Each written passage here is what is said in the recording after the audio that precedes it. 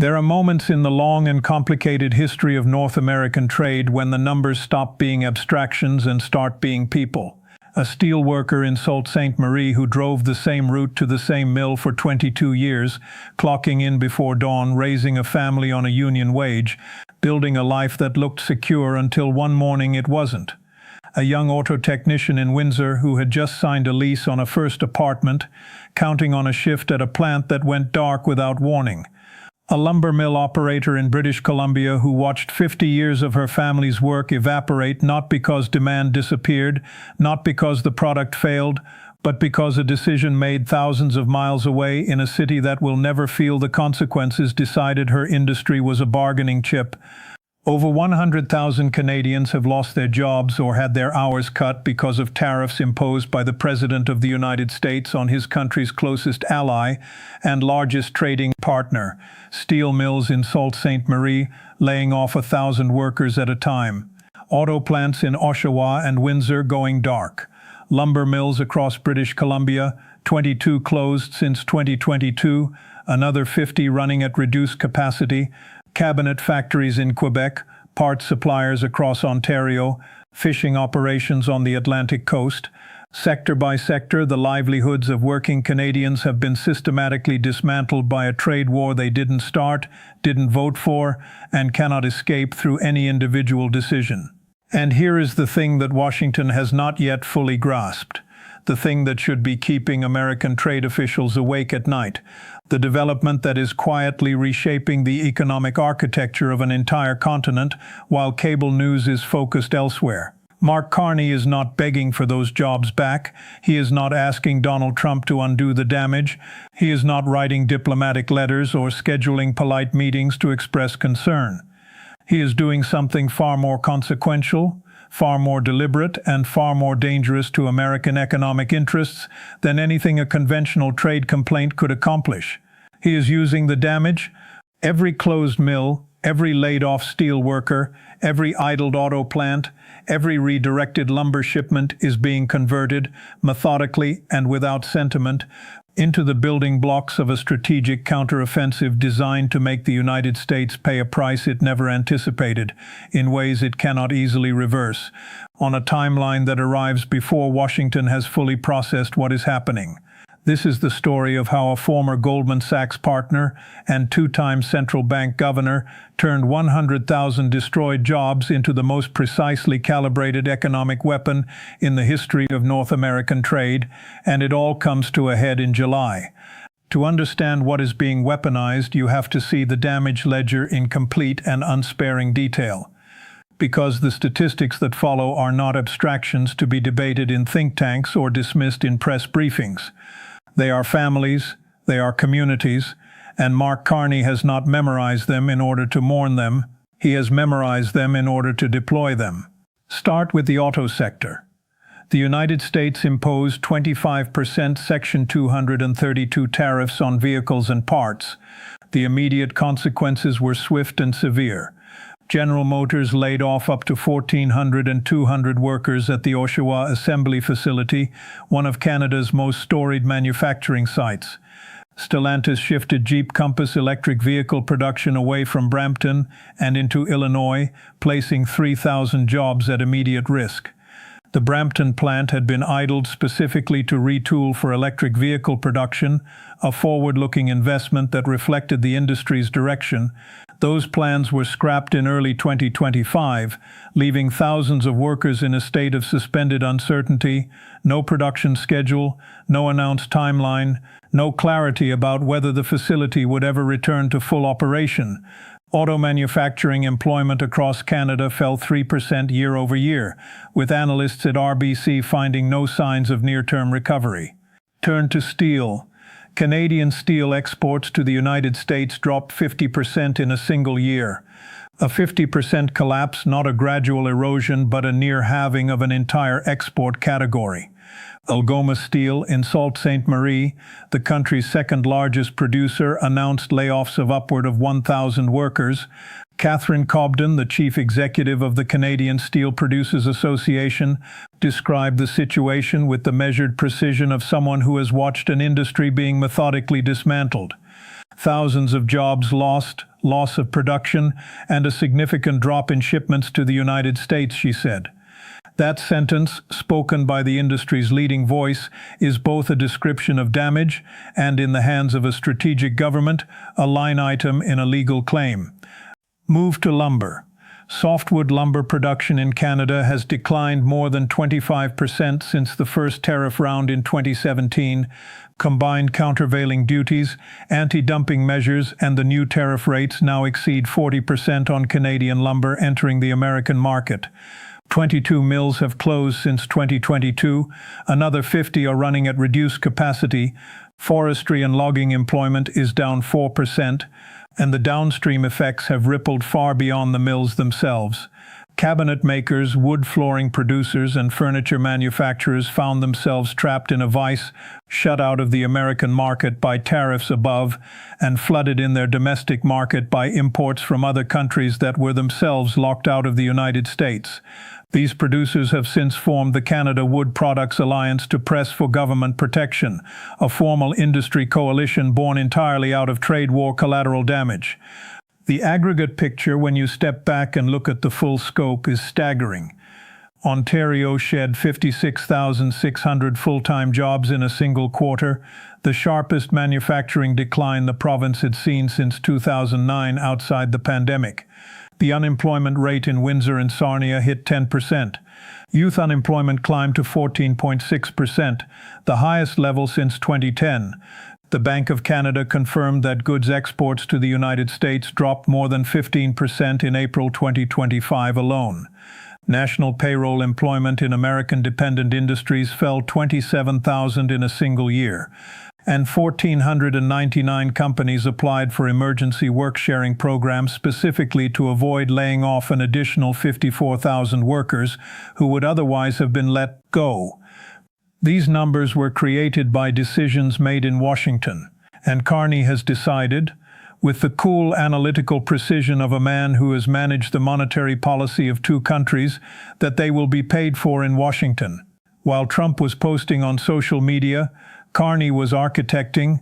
The retaliatory tariff structure he constructed was not reactive, not emotional, not designed for political optics.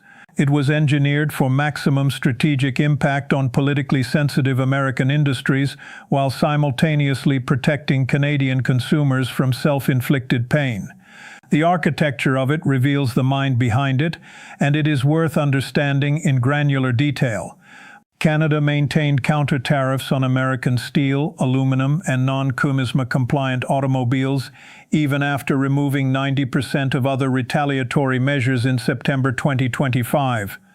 The strategic logic was precise and deliberate. Keep tariffs on exactly the sectors where American producers compete directly with Canadian producers.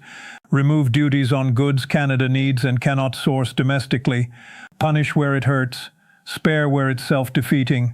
In November 2025, Carney phased out horizontal remission on American steel used in Canadian manufacturing, meaning counter tariffs on American steel were now fully operational and fully biting.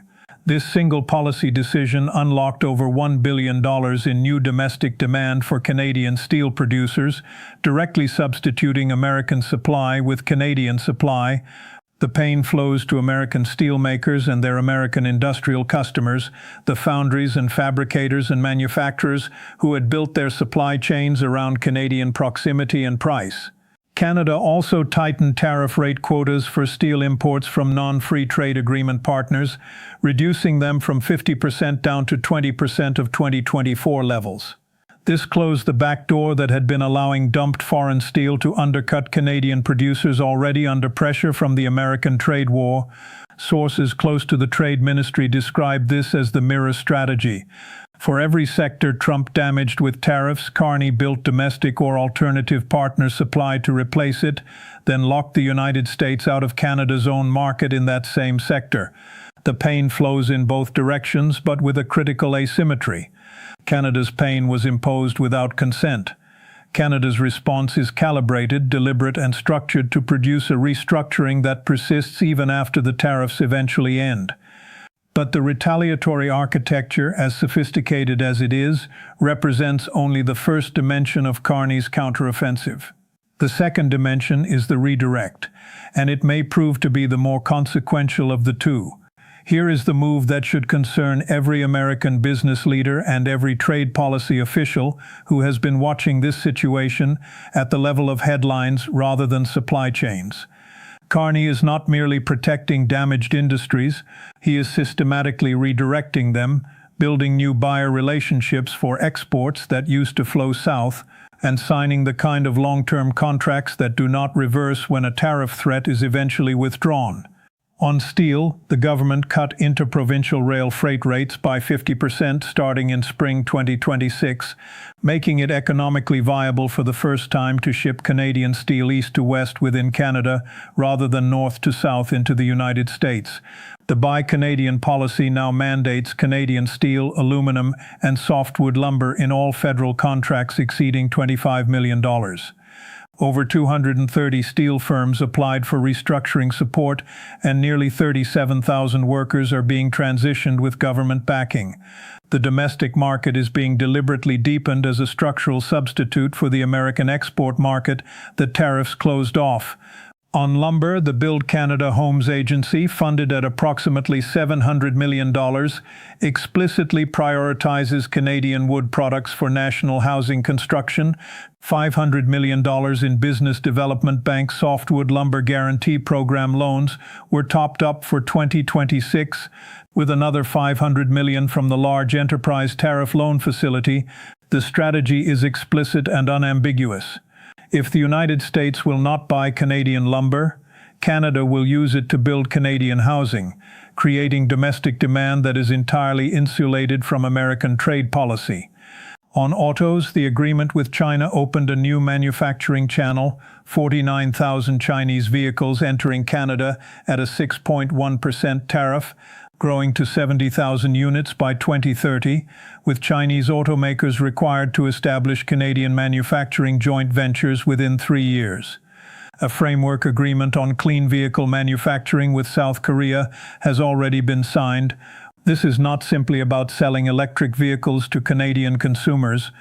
It is about attracting the manufacturing investment that American tariffs drove away from Canadian plants, and attracting it from partners whose business decisions are not subject to American political pressure. On agriculture, a deal with Beijing restored $4 billion in canola market access. European Union fast-track trade discussions are underway. A Japan energy and mineral agreement has been signed. India outreach is active. Every sector that the Trump administration targeted is being methodically rerouted to a new buyer. And each new trade relationship represents a permanent reduction in Canada's exposure to the American market. Canada's share of exports going to the United States dropped to 71.7% in 2025, the lowest level recorded since the early 1980s. Non-American trade surged by $69 billion in a single year. Sources in Ottawa described this in their internal documents, not as temporary hedging, not as tactical maneuvering, but as irreversible diversification. That word irreversible is deliberate. It is a policy declaration as much as a description. Then came February 20th, 2026, and the legal landscape shifted entirely. On that date, the United States Supreme Court ruled 6-3 that the International Emergency Economic Powers Act, known as IEEPA, does not authorize the President of the United States to impose tariffs. Chief Justice John Roberts, writing for the majority, stated that those words cannot bear such weight. In a single ruling, the Supreme Court of the United States demolished the legal foundation of the Trump administration's entire tariff strategy. The 35% blanket tariff on non-SUSMA Canadian goods, illegal. The fentanyl-related tariffs, illegal. The so-called Liberation Day reciprocal tariffs, illegal. The legal architecture that had destroyed over 100,000 Canadian jobs was struck down not by a Canadian court, not by an international tribunal, but by America's own highest judicial authority. Canada did not have to fight for this ruling. It did not have to argue the case before the court. The American judicial system delivered a legal weapon to Ottawa on February 20th and asked for nothing in return. The Trump administration responded by replacing IEEPA tariffs with Section 122 tariffs, capped at 15% and set to expire in 150 days. Those replacement tariffs are already facing legal challenges from 24 state attorneys general. Section 301 investigations are underway against 15 countries, but they take months to complete and face their own distinct legal vulnerabilities. The replacement weapons are weaker, the legal ground beneath them is considerably shakier, and Canada's legal team is taking careful notes on every development. For the CUSMA review scheduled for July 1, 2026, the Supreme Court ruling is not merely significant. It is transformative in a specific and documented way. Canada can now argue with the explicit backing of the United States' own highest court that the tariffs which destroyed over 100,000 Canadian jobs were illegal from the very first day they were imposed. Not unfair, not disproportionate, not politically controversial, illegal, and illegal acts that cause documented measurable economic harm create documented legal claims under international trade law. Sources close to Canada's CUSMA negotiating team indicate they are constructing what they describe as a damages ledger, a comprehensive accounting of every job lost, every mill close, every shipment blocked, and every investment cancelled under tariffs that the Supreme Court has now ruled were unauthorized exercises of executive power. The legal mechanism they are exploring is CUSMA's nullification and impairment provisions, the dispute resolution pathway that allows a signatory party to seek compensation when another party's actions have undermined the agreement's intended benefits. Canada may walk into the July review not requesting concessions but demanding reparations, and the legal foundation beneath that demand is, as of February 20, 2026, solid granite. To understand why the CUS represents such a pivotal moment, it helps to understand what the agreement actually requires. Under Article 34.7, all three parties, the United States, Canada, and Mexico, are required to assess the agreement's performance and determine whether to extend it for another 16 years through 2042 or allow it to expire. The Trump administration has signaled its intention to use the review as leverage, pressing for concessions on auto rules of origin, agricultural market access, and restrictions on Chinese investment in Canadian manufacturing. The fundamental problem with that approach is that every piece of leverage Washington thought it possessed entering that negotiating room is either gone or dramatically diminished. IEEPA tariffs have been struck down as illegal by the Supreme Court. Section 232 tariffs remain in place but face escalating legal challenges. The threat to walk away from CUSMA entirely has been weakened by the fact that Canada has spent 18 months building alternative trade relationships that make the agreement valuable but no longer existential. A country that has demonstrated it can redirect $69 billion in trade to non-American markets in a single year is not a country that can be effectively coerced with the threat of losing American market access. That threat carried real weight in 2018. In 2026, it carries considerably less. Canada enters the July review with a negotiating position that simply did not exist 12 months ago. Signed trade partnerships with China, the European Union, Japan, South Korea, India, the United Kingdom, and Norway. A Supreme Court ruling declaring the primary tariff instrument illegal. A damages ledger documenting over 100,000 jobs lost to those now illegal tariffs. $81.8 billion in defense reinvestment building strategic autonomy.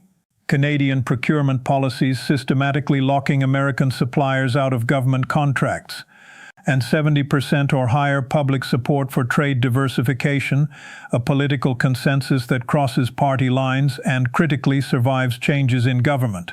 The Trump administration enters the same room carrying a trade representative who described Canada's China electric vehicle deal as problematic on the same morning the president called it a good thing, suggesting internal incoherence on the very issues the review will center on. A tariff strategy that has been ruled illegal by the nation's own Supreme Court, allies who declined to participate in American naval operations in the Strait of Hormuz, a CUSMA agreement the president once publicly dismissed as irrelevant. and a pattern of social media posts referring to the former governor of the Bank of Canada and the Bank of England, a man with decades of elite international financial experience, by the diminutive title of governor, as though he were a colonial administrator awaiting instruction. Economic modeling firms have mapped 3 scenarios for the July review's aftermath. The base case envisions renewed tariff damage that Canada absorbs through its diversification architecture while continuing to negotiate. The adverse scenario sees exemptions eliminated by 2027, with deeper supply chain disruption and prolonged economic adjustment on both sides of the border.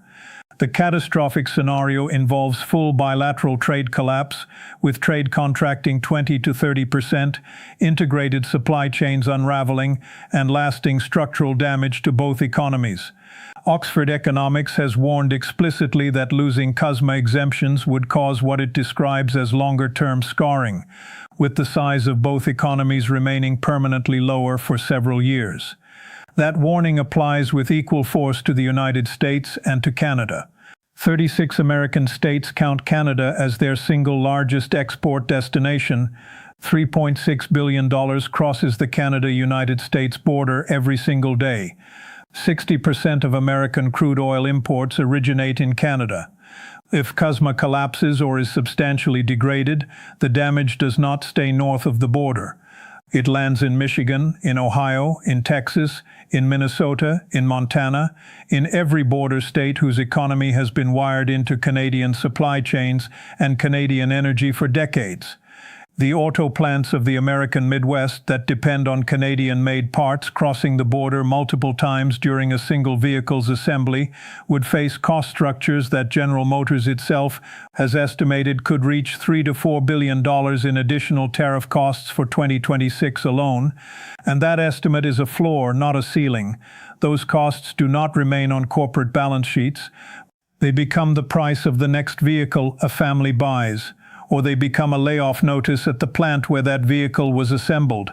For Canadian workers in tariff-affected sectors, the government's message has been explicit and structured. Employment insurance enhancements run through October 2026, with waived waiting periods and additional weeks for long-tenure workers. Work-sharing programs are covering 54,000 workers, allowing companies to reduce hours rather than eliminate positions entirely. The Worker Retention Grant tops up income during retraining periods. Ottawa's posture, communicated clearly through policy and through rhetoric, is that the old relationship is not returning on the old terms. The government is paying workers to transition because transition, not restoration, is the strategic objective. Political analysts who have followed Mark Carney's career across 2 central banks and now into elected office note a consistent characteristic in his decision-making. He does not do emotion, he does math. When he was managing monetary policy at the Bank of Canada during the 2008 financial crisis, or navigating the Bank of England through the uncertainty of Brexit, his defining quality was the capacity to assess a situation with analytical detachment and build a response calibrated to outcomes rather than feelings. What observers are watching in 2025 and 2026 is that same quality applied to a geopolitical trade confrontation, and it is producing results that are, depending on your perspective, either impressively strategic or deeply unsettling. The counteroffensive can be read 2 ways simultaneously, and both readings are true at the same time. The first reading is revenge. Every policy calibrated to punish the United States for damage inflicted. Counter tariffs hurting American steel producers. Canadian procurement policies systematically locking out American suppliers. Trade deals replacing American buyers with Asian and European counterparts. A damages ledger converting illegal tariffs into legal claims. A CUSMA strategy arriving in July with a demand rather than a request. Compensate us for what you did or face a restructured trade relationship that you will not prefer. Systematic, cold, and precisely targeted. The second reading is survival. Canada had no meaningful alternative. When your largest trading partner imposes tariffs that your own courts later rule were illegal from the start, calls your prime minister a colonial governor in public statements, Fund 100,000 of your citizens lose their livelihoods as a direct consequence of policies they had no say in. You do not wait indefinitely for the behavior to change. When you build a new house, you find new customers, you reduce exposure to a partner that has demonstrated it treats trade agreements as suggestions and allies as leverage. The diversification on this reading is not revenge. It is the rational response of a sovereign nation that has concluded it cannot rely on Washington to behave like a predictable actor governed by rules it helped create. The truth is probably both readings are accurate simultaneously. They are the same strategy viewed from opposite sides of a border. The revenge and the survival converge in the same set of policy decisions. And the critical question for the months ahead is not which interpretation is correct. The critical question is whether Washington has understood that the bill for 100,000 destroyed jobs is coming due in July, that the Supreme Court has validated the legal foundation of that bill, and that the country presenting it has spent 18 months systematically constructing a world that does not need the United States the way it once did. The SMJ Joint Review is scheduled for July 1, 2026. The damages ledger grows with each passing week. The counter-tariff architecture is operational. The trade redirect is underway, and by Ottawa's own explicit characterization, irreversible. The Supreme Court ruling of February 20th has transformed a diplomatic argument into a legal one. The $69 billion pivot to non-American markets has transformed an economic dependence into an economic option. What Washington offers in that room in July against all of that, against a damages ledger backed by the rulings of its own Supreme Court, against a negotiating partner that has signed trade agreements on 3 continents, against a political leadership that enjoys 70% domestic support for the path it is already walking, will determine whether the restructuring of North American trade is merely substantial or whether it becomes permanent in ways no future administration can undo. 100,000 jobs were destroyed to create the conditions for this moment. They were destroyed by decisions made in Washington, ratified as illegal by Washington's own judiciary, and documented in a ledger that now sits on the desk of a central banker turned prime minister who has built his entire strategic architecture around a single, austere proposition. If you break it, you pay for it. The bill is coming, and July is very close.